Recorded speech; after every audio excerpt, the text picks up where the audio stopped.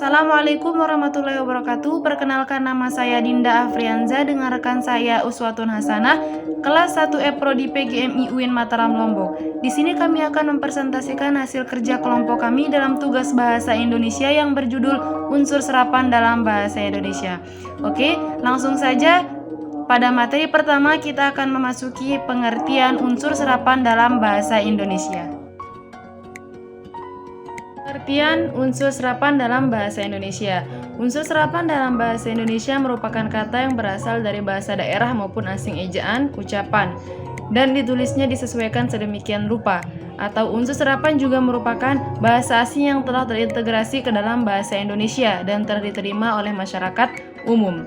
Unsur serapan biasanya masih menggunakan bahasa asing, namun tetap dipakai dalam konteks bahasa Indonesia, dan unsur asing tersebut sudah diserap dan disesuaikan ke dalam bahasa Indonesia, sehingga sering digunakan dalam kehidupan sehari-hari. Contohnya yang pertama ada kata atlet, ke dalam bahasa Indonesia menjadi atlet.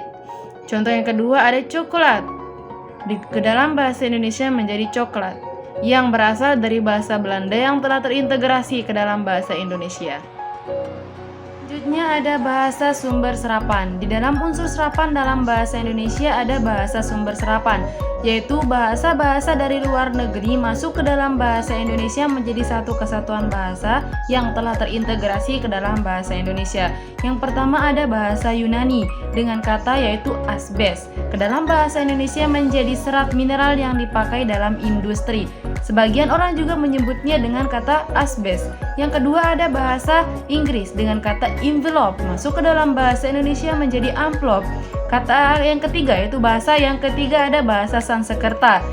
Di bahasa Sanskerta disebut dengan aksara, masuk ke dalam bahasa Indonesia menjadi huruf. Bahasa yang selanjutnya ada bahasa Cina. Di bahasa Cina disebut dengan bakpao, masuk ke dalam bahasa Indonesia menjadi bakpao. Bahasa yang selanjutnya ada bahasa Arab. Di bahasa Arab disebut dengan dalil, masuk ke dalam bahasa Indonesia disatukan dalam bahasa Indonesia menjadi bukti.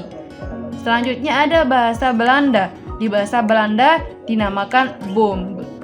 Sedangkan di dalam bahasa Indonesia masuk ke dalam bahasa Indonesia menjadi bom.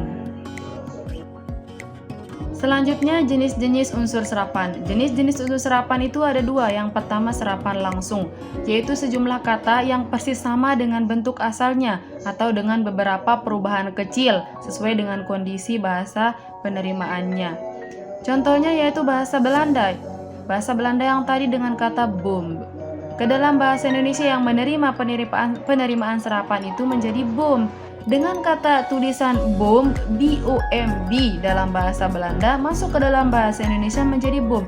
B yang terakhir itu hilang dengan adanya penerimaan bahasa yang kurang dari bahasa Indonesia menjadi bom. Jenis kata serapan yang selanjutnya itu serapan tidak langsung, yaitu kata serapan diantarkan oleh kebudayaan yang mengadakan kontak atau hubungan dengan negara atau hubungan dengan negara Indonesia, seperti Belanda. Belanda mengantarkan bahasa kebudayaannya ke negara Indonesia yang dia pilih untuk mengadakan kontak atau hubungan dengan Indonesia. Materi selanjutnya tentang penyerapan. Syarat penyerapan ada 3. Yang pertama, istilah penyerapan dipilih karena konotasinya. Syarat yang kedua, lebih singkat dari terjemahan Indonesia. Dan yang ketiga, dapat permudah kesepakatan jika istilah Indonesia banyak sinonimnya. Cara penyerapan ada 3. Yang pertama perdagangan, yang kedua penjajahan, dan yang ketiga iptek. Faktor yang mempengaruhi ada 2. Yang pertama yaitu objek. Jika kosa dalam suatu bahasa tidak memadai sehingga perlu pengayaan melalui penyerapan kata-kata asing. Dan yang kedua, subjek.